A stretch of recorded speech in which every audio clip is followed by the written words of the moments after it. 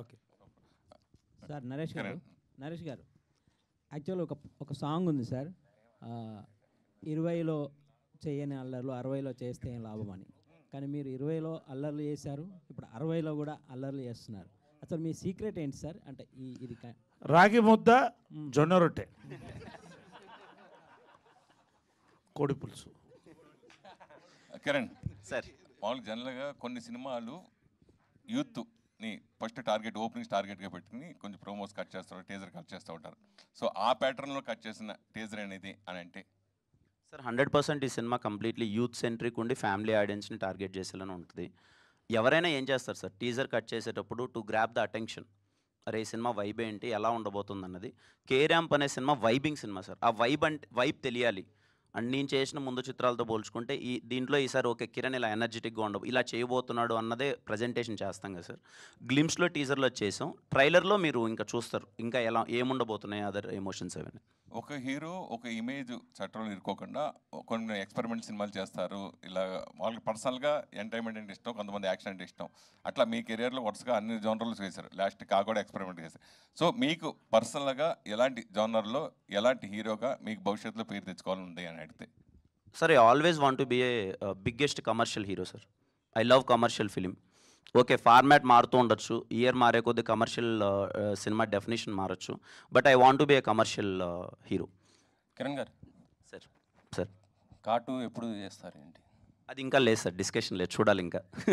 అంటే స్టోరీ ఇంకా ఇంకా లేదు సార్, స్టోరీ అది ఇంకా ప్రిపేర్ అవ్వలేదు, డిస్కషన్ లేదు, చూడాలి ఇంకా.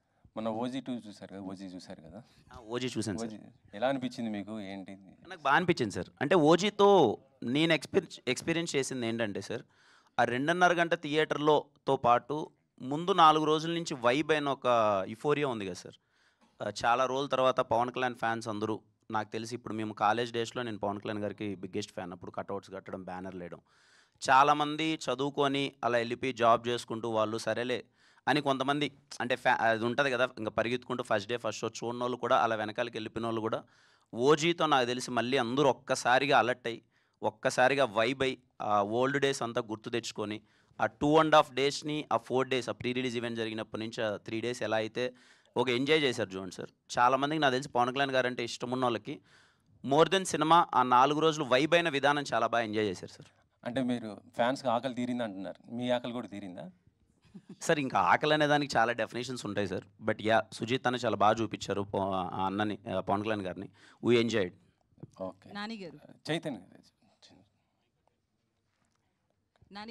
ఒక్క నిమిషం. చైతన్య, ఇందాక సాంగ్స్ రిలీజ్లో సెకండ్ సాంగ్ ఉంది, అందులో అలా వైకుంఠపురం ఆ ట్యూన్ కొద్దిగా కనిపించినట్టు అనిపించింది నాకైతే. అలా వైకుంఠపురం సార్ ఏమో తెలియదు మరి, నాకైతే నాకు చేస్తున్నప్పుడైతే ఆరా ఏం అదేం అనిపించలేదు, మరి కంప్లీట్లీ న్యూగానే అలా ఓకే. దానికి కానీ అంత మంచి ఆరా రీచ్ అయింది అని అనుకునే ఒక రకం సార్. ఏదైనా క్రియేటివ్ ఆర్ట్ అనేది ఒక వైబ్, ఒక కంపోజిషన్ ఎప్పుడు మనసులోండి వచ్చిన కంపోజిషన్ ఎప్పుడైనా ఆర్గానిక్గా వచ్చేదే. నేను ఎప్పుడైనా ఆర్గానిక్ కంపోజిషన్స్ ఇష్టపడతా. ఒక 10-15 మినిట్స్ 20 మినిట్స్లో ఒక ఆర్గానిక్గా అప్పుడు ఏమొస్తుంది ట్యూన్ అనేది ఎప్పుడు సోల్ ఉంటుంది అనుకుంటా. సో సార్ నరేష్ గారు ఇక్కడ అవును సార్, ఇండస్ట్రీ బాగా మంచి హిట్ ఉంది, కానీ కొంత పొలిటికల్గా ఏదో కొద్దిగా ఇబ్బంది పడుతున్నట్టు అనిపిస్తుంది సార్. అంటే ఇటు చిరంజీవి గారును బాలకృష్ణ గారి మధ్య చిన్న అది దానిపైన ఏమన్నా, చిరంజీవి గారు బాలకృష్ణ గారి మధ్య, చిరంజీవి గారు బాలకృష్ణ గారు అంటే మొన్న అసెంబ్లీలో బాలకృష్ణ గారు చేసిన కామెంట్కి చిరంజీవి గారు వెంటనే ఒక లెటర్ కూడా రాయటం జరిగింది. ఇండస్ట్రీ దాని గురించి ప్రస్తుతం హాట్ టాపిక్ అయిపోయింది కదా. నేను అసలు చూడలేదండి అది, నేను చూడలేదు, నిజంగా చూడలేదు. నేను చెప్తుంటే నాకు ఇప్పుడు వస్తుంటే మా డ్రైవర్ అది చెప్తున్నాడు, తర్వాత చూస్తాను, ఇప్పుడు చూస్తాను. నేను చూడలేదు బాబా సాక్షి చూడలేదు. ఊపిరి అట్లా 8 షూటింగ్లు జరుగుతున్నాయి day night. Thank you. Kiran గారు